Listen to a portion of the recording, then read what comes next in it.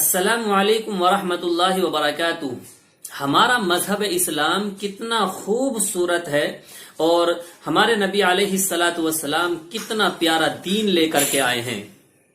کہ اللہ تبارک و تعالی معمولی عمل پر اپنے بندوں کے گناہوں کو معاف فرما دیتا ہے۔ حضور اکرم صلی اللہ علیہ وسلم نے ارشاد فرمایا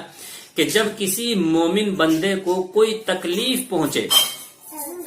کوئی بیماری لاحق ہو جائے، کوئی رنج اور صدمہ پہنچ جائے، یہاں تک کہ اگر کسی مومن کو کوئی کانٹا چبھ جائے تو اس کی تکلیف کی وجہ سے اللہ تبارک و تعالی اس مومن بندے کے گناہوں کو معاف فرما دیتا ہے۔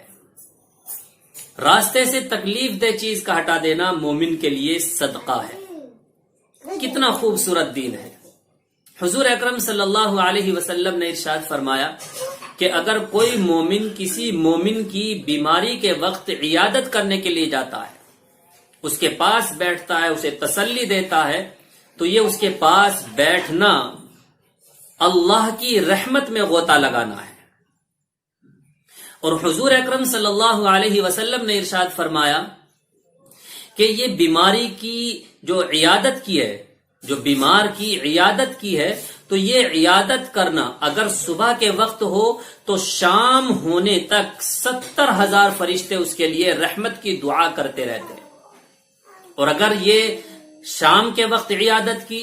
تو صبح ہونے تک 70,000 فرشتے اس کے لیے رحمت کی دعا کرتے رہتے ہیں۔ کتنے معمولی عمل ہیں کہ اپنے مسلم بھائی کی خیر خبر لینا، اس کی عیادت کرنا، اور وہ بلائے تو اس کے پاس چلے جانا، اس کی